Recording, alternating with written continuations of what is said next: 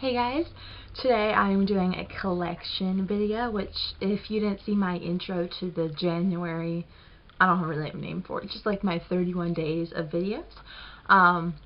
It is just me telling you about something I have a lot of, which today's is color tattoos, and I'll be reviewing them as well as giving you swatches of each of them and all that.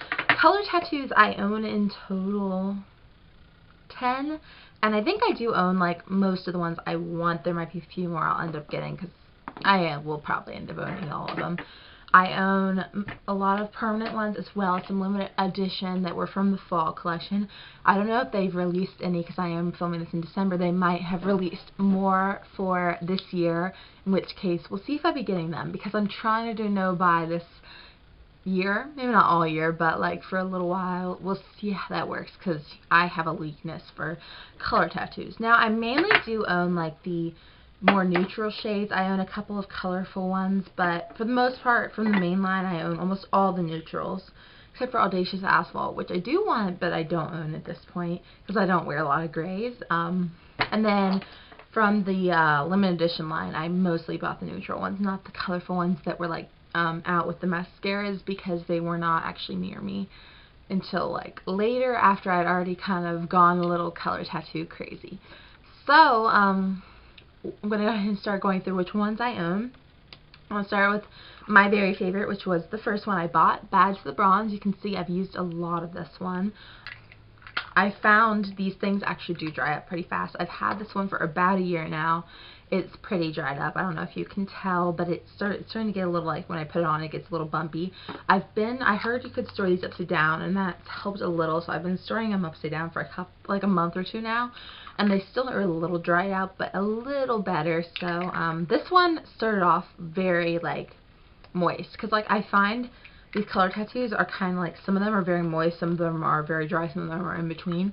This one's a moisture one for sure, but now it's a little dry. And it's very frosty, which is hit or miss. For me, it means I have to wear something over it because I don't like frost, so I like to put something over it that will tone it down. One of my favorite combos with this is Urban Decay's Suspect. It's just a very gorgeous color, though. You will have seen, I'll put a swatch, as I will with all of these. It's probably my go-to one. I will probably repurchase one because it's a little annoying for it to be so dried out. So I definitely think I will be getting another one of those. I'll go through the permanent ones first, I guess. The second one I got, also, this one started dry, so it's pretty dang dry now. I haven't gotten too much use out of this one. It's a gorgeous color, though. It's like a cranberry type color. This is Pomegranate Punk. And actually it's very flattering on my eye colors, but on my eye color. But yeah, as I said, it started off with a dry formula, which only means that now, almost a year later, because I think I bought this one in February, it's pretty dry. And then the next one I will show you, I guess I'll continue with like the neutral ones. I have Too Cool, which is a white, not very, but somewhat frosty one. The other one, the last one, was kind of shimmery. This one's also kind of shimmery. This one's kind of an in-between formula. It's not too dry, not too wet. I haven't used this one a whole lot. I like to use it when I use bold colors, so I did use it a bit last summer, which is really why I bought it for some of my summer looks, but I'm not too crazy about this one just because I don't wear a lot of white or light colored eyeshadows, to be honest with you, but it's good for when you're wearing bright colors. The next one I have is Tough as Taupe. It's actually one of my favorites. I find it's a matte one, and what the matte ones I find are the most like wet feeling, so like I don't foresee this one drying out for a while, especially because I haven't had it that long. I got it at the end of October. It's like a purpley toned gray, a taupe I suppose, although I would probably classify, yeah, taupe-ish, kind of more gray in my mind, but it's matte, so I really like to wear this because, like I said, some of these other ones are very frosty. This one's really nice when I don't want a heavy frost to my look, and it goes really well with a lot of my favorite eyeshadows because I really like those purpley taupey tones. So it's a really pretty color, and actually it's weird, I didn't foresee buying this one, but now I really like it. The last like neutral permanent one I have is Bold Gold. I got this one for some of my fall looks. I haven't used it that much just because I haven't had it that long, but it is super pretty. It's a very shimmery color, and this one's kind of like an in-between formula between the very wet and the very dry, so it works pretty well. It definitely has some glitter in it. You can pick up on that. It's pretty like bold gold. It's a very appropriate name, and I love gold eyeshadow, but I don't use it as much as I would think I would. So I think I'm going to try to start using this one more, because you have to use these while you have them. I think this collection's a little obscene because they will probably dry out before I get to use too much of them. This next one I have is Fierce and Tangy. It's a last permanent one I have, and it's the only colored permanent one I have. I'm wearing this one today actually under my eyeshadow. If you want to see this look, it's my Rocking Around the Christmas Tree look, which I uploaded it right before Christmas. I'm filming it the same day, which is why. I use this to get a very bold look because it is a very bold color. I very rarely wear this one on its own. I usually will put a more neutral color on top to kind of tone it down, but it is super beautiful and it really pops my eye color. And this one it's got a slight gold shimmer, but I would consider it along the lines of Tough as Taupe in the sense that it's very matte, which means it's very wet feeling, which is good. And I use this in several tutorials if you want to see me using them. And I'm actually going to try to link as many of the tutorials as I can remember using these in for you so you can see, or maybe I'll like insert clips of it. I don't know exactly what I'm doing yet because I'm just filming now. We'll see what I do with the editing.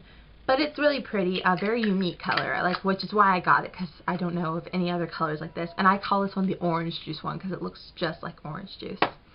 So now we'll move into my 4 fall collection ones that I have, which I love these colors. I think they did a really good job with the fall line. And I wish that some of these were permanent. I'll tell you about them. This one I got, and it's super gorgeous. I haven't used it a lot, but it's so pretty. And actually, as far as formula, this is probably my favorite. It's just wet enough that it glides on smoothly without tugging, but it's not so wet that it makes it difficult to blend. Because I find the really wet ones sometimes can be a little difficult to blend. This is such a gorgeous color, but it's very bold, so I don't use it that much. This is, again, Fuchsia Fever. It was one of the bright ones from the fall line. It's the only bright one I got, and it's just such a unique color, and I love it. I need to start using this one more so it doesn't go to waste, but it's so pretty.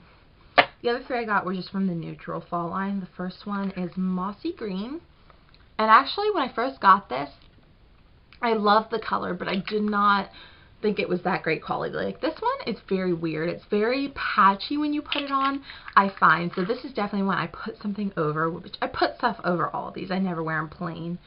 But I really actually love wearing a matte brown over this to give it a really earthy tone, or just green eyeshadows. But it's quite pretty, and I really found a lot of use for it over the fall and winter with like certain looks. But I probably would have skipped that one. These 2 are like really great staples, and I really hope they bring these into the permanent line. The first one is a dupe for Max Bare Steady. I've used this one quite a lot on days when I don't want a bold look. This is just called Barely Beige, and I love to put this over my lid and then just put whatever eyeshadow on top. It's a good staple. I don't love it in the sense that I really like cool colors because it can change up the look of your eyeshadow. This one really doesn't. And this one, by the way, is very wet in formula, so it's good that it's neutral because otherwise it would make a big mess. Okay, and then this last one is, along with Bad to the Bronze, my favorite. Like, I really hope they make this permanent. It's Rich Mahogany. It's a dark brown with like a pink shimmer to it, if you can see that. So it really looks beautiful because most of my eyeshadows are kind of bronzy, pinky tones. So I really love this color. This one is actually very messy to apply. Like, I find it's pretty wet, and because it's so dark, I tend to make a bit of a mess, like in the crease area and like right out here especially. That's one thing with these, is I find they do make a bit of a mess out in this outer corner sometimes, so make sure you're blending them. You really need to make sure, especially with this one, that you're making it very even before you put eyeshadow on, because I find this one I do have some trouble with. So it's also good to have something like MAC or a matte light brown to blend them out in the crease before you put your eyeshadow on. But yeah, this color is gorgeous. It's just a little difficult to work with.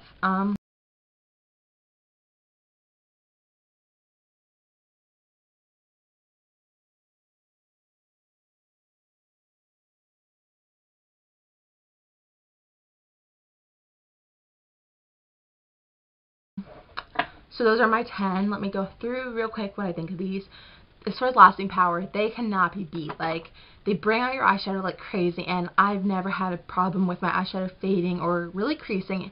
The only thing I will say is you have to make sure you get them even and go through the crease if you want them not to crease. Otherwise, they will crease. And you have to get a pretty, not a thick layer, but a decent layer to get them not to crease. But they will last all day. And that's another thing, you have to make sure to apply them evenly on both eyes, or else one will fade less, because I find these really impact the lasting power of your eyeshadow.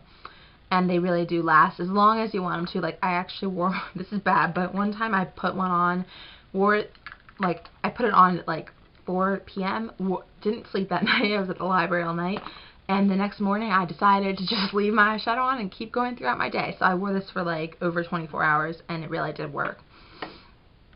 Not that I recommend that, but you can. And then as far as like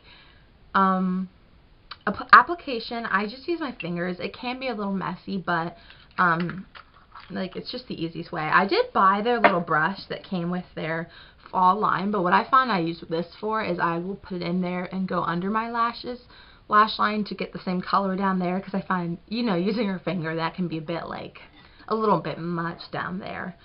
So these are really good. They don't irritate your eyes at all, if you were wondering. I haven't had any experience with that. They run at about, I don't know exactly the price, like $7 or $8, and so it's not too bad. Definitely good dupe for, I think, MAC paint pots. I haven't tried any. Actually, what these did for me is made me want to try MAC paint pots, because I heard they were just like them, and I love these to death. So I'd like to go try some MAC paint pots in colors these do not come in. And I think that's kind of a good, like, dupes can be your substitute for them, but it's also a good way to try stuff before you go buy the expensive version. So that's kind of the way I see that. I love these. They're cheap. They're great. Maybelline has, because of these, actually, is like my favorite drugstore brand, because I really cannot do my makeup without these. I just think they're so essential. I use them pretty much every day. I very rarely reach for it, especially since I got that light, barely beige color. Now I very rarely reach for like my Urban Decay Primer Potion. The only time is if I'm using a stick base, like a NYX Jim Bob pencil or something, because I don't really like to layer up these thick bases. But on the daily, I pretty much just use, like, you know, Toughest Taupe or like Bad to the Bronze or something. Those are like probably, or Rich Mahogany are probably my top 3 picks. Ones I would skip. Unless you do tutorials, you probably don't need Fierce and Tangy. It's fun for certain looks. I've used it in quite a few tutorials, but I do like that. Same for Too Cool. I wouldn't recommend this unless you do tutorials and need a certain base. And then Pomegranate Punk, I absolutely adore this color. The quality of this one's not that great. I don't know if it's just the one I got. I'll probably will end up trying a different one. Same for Bad to the Bronze, because mine's drying out. That's a complaint. I guess I wish they lasted longer. The rest of them I think I would keep, probably. Fuchsia Fever, you know, I mean, most of us probably don't have a good use for this one, but it's so gorgeous, guys. And so anyway, that's my Maybelline Color Tattoo collection. I have a lot, and I love them so much. Like, I think they are probably one of the best products in the drugstore. Such a staple for me. So I hope you guys enjoyed this little video with my thoughts on these color tattoos. And let me know if you have any color tattoos and your favorites. I guess there's probably like 5 I haven't tried in the permanent line. So if there's any in that line, or if they have a new line for January, which at this point in time I don't know about, but they might. Let me know if you've tried any of those and you would recommend them. And let me know what you think of the color tattoos. Maybe it's just me that adores them. No, it's not just me, but maybe some of you guys have complaints about them that I haven't even like considered, but maybe after you say them I'll think like, oh, that's actually kind of true. So, or if there's any good dupes, high end or low end, because I love these. So, I hope you guys enjoyed this video. Be sure to like it if you like it. Subscribe if you want to see more.